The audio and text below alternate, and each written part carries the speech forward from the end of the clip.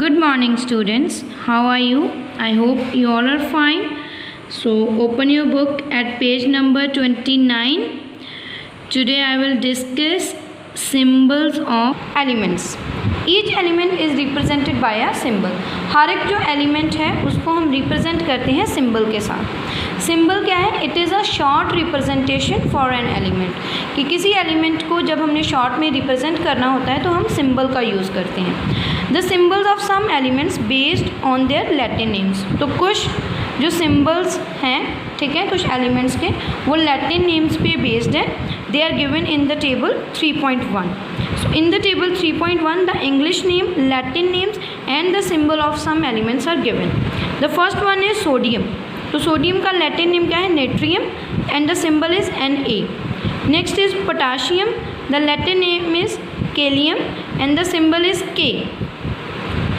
Third one is copper. In Latin it is called cuprum. The symbol is Cu. Then silver, it is argentum and the symbol is Ag.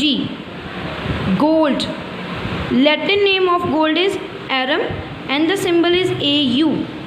Then mercury, the Latin name of mercury is hydrargyrum and the symbol is Hg.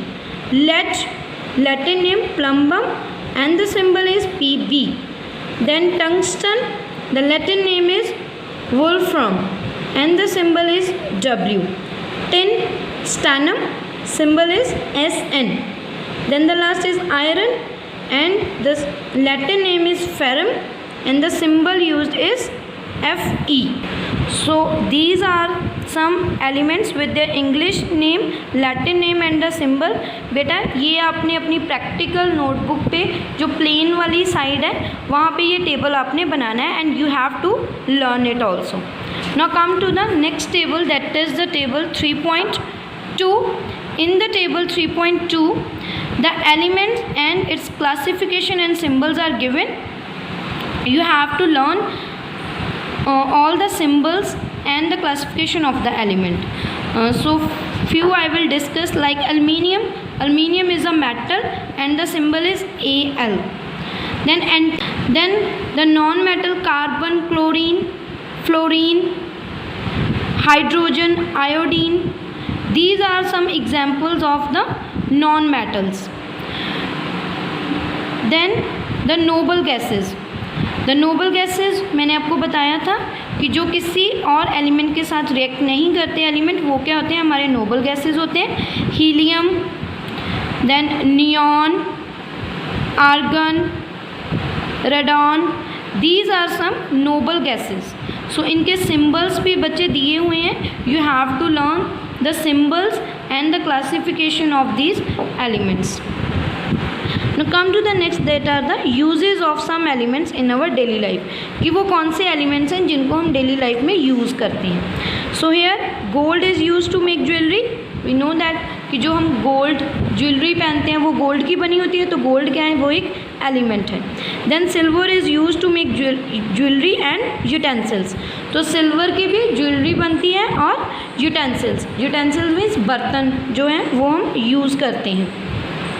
Aluminium and copper are used to make electric wire as well as utensils.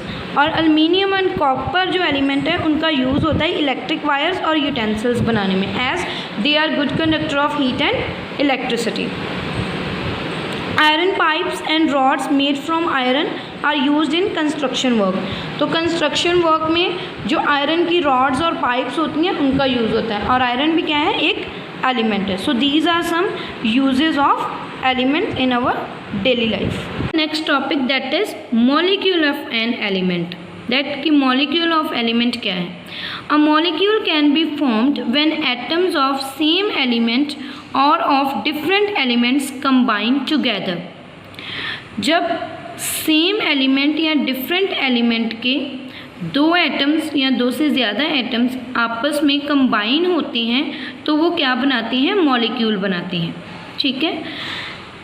When similar kind of atoms combine, they form molecule of an element. और जब दो similar means कि same तरह के atoms combine होते हैं same element के, तो उसको हम क्या बोलते हैं, molecule of an element. The examples are hydrogen atom combine to form a molecule of hydrogen element, means कि 2 atoms of hydrogen combine with each other to form the hydrogen molecule, that is H2. Similarly, 2 oxygen atoms combine together to form the molecule of oxygen, that is O2. O plus O, that gives the molecule of oxygen, that is O2. Similarly, 2 chlorine atoms combine to form chlorine molecule, Cl plus Cl, that gives Cl2. In the same way, nitrogen combines with the nitrogen atom to form molecule of nitrogen element. So that means कि when similar kind of atoms combine, means कि जब 2 same तरह के या 2 से ज़्यादा जो हैं वो एटम्स कंबाइन करते हैं, तो उसको हम क्या बोलते हैं, molecule of an element. Next is molecular formula of an element. The symbolic representation of the molecule of an element is known as the molecular formula of an element. जब हम molecule of an element की जो एक element का molecule है उसकी हम symbolic representation करते हैं, symbols के साथ represent करते हैं उसको, तो उसे हम बोलते हैं molecular formula of an element. It tells us the total number of atoms that join together to form a molecule.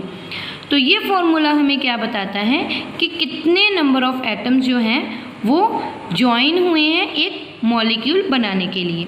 So let us understand with the help of an example. The molecule formula of hydrogen is H2। तो hydrogen molecule का जो formula होता है वो क्या होता है, H2। सो H2 का मतलब क्या है, it indicates 2 atom of hydrogen combine to form a molecule of hydrogen, कि 2 एटम्स जो हैं हाइड्रोजन के वो कंबाइन हुए हैं एक मॉलिक्यूल बनाने के लिए हाइड्रोजन का।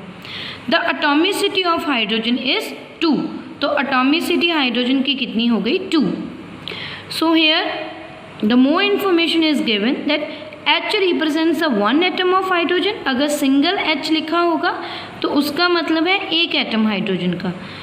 2H represent 2 separate atom of hydrogen, लेकिन जब H के इन फ्रंट ऑफ 2 लिखा होता है तो उसका मतलब होता है 2 सेपरेट एटम्स, 2 अलग अलग एटम्स हाइड्रोजन के। But when it is written as H2, that is when 2 is written as a subscript, it represents a molecule of hydrogen. तो H2 क्या करता है, एक molecule represent करता है हाइड्रोजन का। तो 2H2 means 2 molecules of hydrogen, means कि 2 molecules हैं हाइड्रोजन के। H2 means a single molecule of hydrogen, 2H2O means 2 molecules of a hydrogen.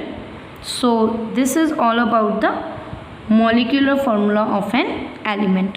Thank you students.